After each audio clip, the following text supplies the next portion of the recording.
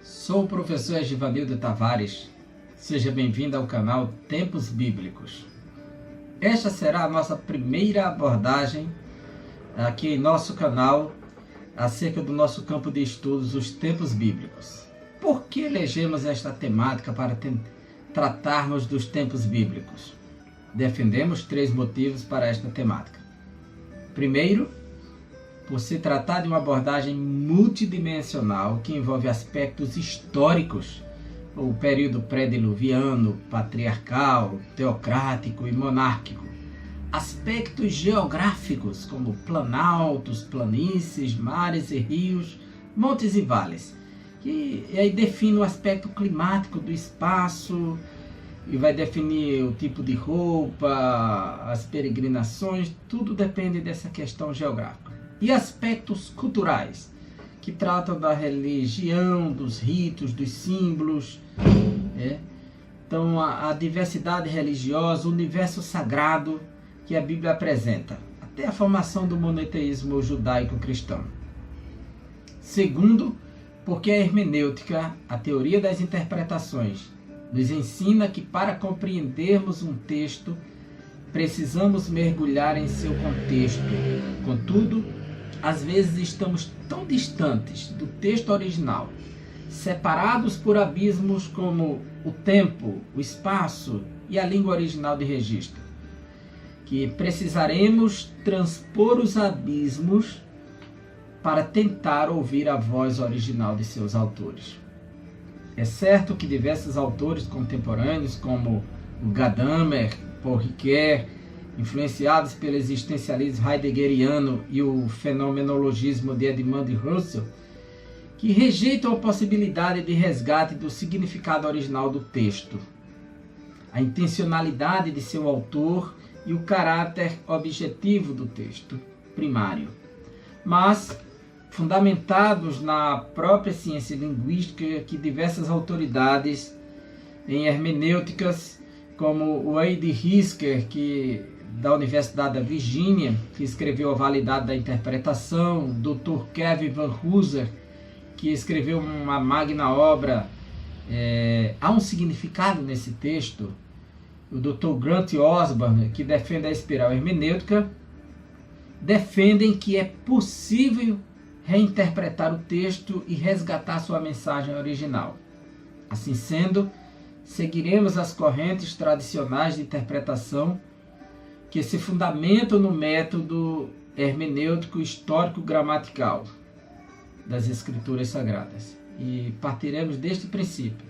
E terceiro, porque a Bíblia, como obra literária, se constitui numa das pérolas mais raras da humanidade, pois ainda é o livro mais traduzido do mundo, o best-seller da literatura mundial.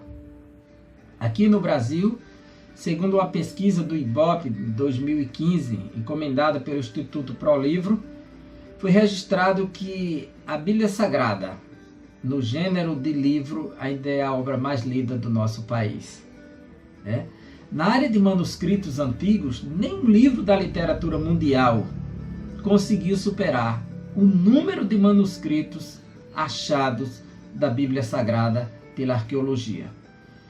Tudo isso dão evidências da sua fidelidade textual, que fornece subsídios para a tradução, para a compreensão do texto, para o resgate histórico. A arqueologia, desde suas origens, vem atestando a historicidade das escrituras e lançando luz ao campo da interpretação cultural. Segundo o filósofo do idealismo alemão transcendental Immanuel Kant, ele chegou a afirmar: a existência da Bíblia como livro para o povo é o maior benefício que a raça humana já experimentou. Todo esforço por depreciá-la é um crime contra a humanidade. A palavra Bíblia tem a sua origem no grego biblia, e esse é um termo plural no grego. O singular é biblos, que significa pequeno rolo, uma folha de papiro enrolada.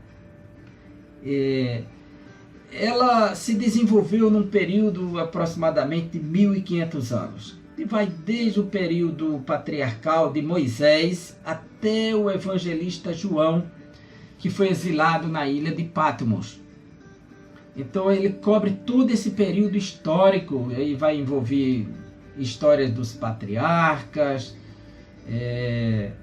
a história das monarquias de Israel, e até o exílio babilônico, o pós-exílio, até a chegada do Novo Testamento, né? Com o nascimento de Cristo. Ela foi escrita em 3 idiomas, o hebraico, o aramaico e o Novo Testamento em grego. A primeira tradução da Bíblia acontece por volta do ano 200 a.C., lá em Alexandria, no norte do Egito, a pedido do rei Ptolomeu Filadelfos, quando ele tem a maior biblioteca do mundo da sua época. Lhe faltam os manuscritos dos judeus, os textos sagrados. É quando ele seleciona 72 homens segundo a tradição, os anciãos, 72, 6 de cada tribo, são 12 tribos, são exilados numa ilha e vão traduzir em 70 dias o Antigo Testamento do hebraico para a língua grega. E essa tradução chamou Septuaginta. Essa tradução que você vê aqui é Septuaginta, quer dizer 70, o número 70 em latim, e a tradução dos 70. Então, é a primeira vez que a Bíblia é traduzida. Depois, por volta do 4º século da era cristã, era traduzida para o latim, que é chamada de Vulgata. A Vulgata latina, e vem a palavra vulgar, que quer dizer popular, comum. Era uma língua acessível, assim como temos no Brasil a nova tradução na linguagem de hoje, que é a NTLH, da Sociedade Bíblica no Brasil, e a NVT, que é a nova versão transformadora. Ela foi produzida na dimensão geográfica no Velho Mundo, na África, Ásia e Europa, porque os judeus passaram cerca de 40 anos peregrinando dentro do continente africano até entrar na Ásia, e aí se alojaram por diversos séculos, e depois na Europa, com a expansão do cristianismo, a produção das cartas paulinas, a fundação de igrejas pela Europa, na segunda viagem missionária do apóstolo Paulo, ele deixou a Ásia Menor e foi para a Europa. Começou pela região de Filipos. Então ele escreveu muitas cartas nessa região. Por isso que a Bíblia fala da proposta de Paulo de se estender o evangelho para a Europa, até o extremo ocidental da Europa, que é justamente a Espanha, né? Ela foi escrita por cerca de 40 escritores com profissões diferentes, vocações distintas, o que revela uma certa pluralidade de gênero literário. Dentro da própria escritura nós vamos encontrar o gênero narrativo, o gênero poético, o gênero biográfico, epistolar. Há diversos tipos de gêneros literários dentro das escrituras a ser analisados, porque são diversos autores. Nós vamos encontrar do rei ao boiadeiro, são escritores, profetas, apóstolos, patriarcas. Isso é uma diversidade muito rica de autores. O material de produção da Bíblia Sagrada foi primeiro na pedra, né? Os antigos escreviam muito nas pedras. Era muito comum a diversos achados arqueológicos com registros nas pedras em mais de um idioma, né? Foi registrado em papiros, no óstraco, madeira, chumbo, enfim, o pergaminho, que é o couro de animal curtido, e ele escrevia. E hoje a Bíblia já está no universo digital, em bytes, né? Novo mundo. E foi o primeiro livro a ser impresso durante a Renascença, na prensa dos irmãos Gutenberg, em 1450. É um livro histórico, um livro revolucionário, e também sofreu a tradução do grego para o alemão por Martinho Lutero, que utilizou a tradução de Erasmo de Roterdã de 1516, o Textus Receptus, quer dizer, o texto recebido. Levando em consideração essas características da formação da Bíblia, que defendemos a tese que, para entender a mensagem dos profetas e apóstolos, precisaremos conhecer seu tempo e seu mundo.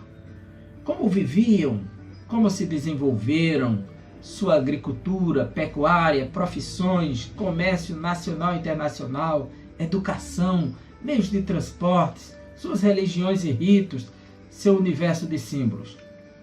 Suas mensagens são atos de fala e estão carregadas de significados, que são traduções de seu universo cultural. Por isso, precisamos conhecer os tempos bíblicos.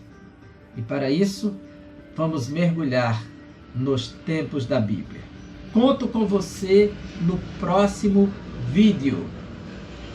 Não se esqueça, se assim desejar, de se inscrever no canal Tempos Bíblicos, dar seu like, ativar o sininho e quando postarmos novos vídeos você será avisado. Por favor, se puder, compartilhe com mais alguém este vídeo. Um abraço e até o próximo vídeo. Até lá!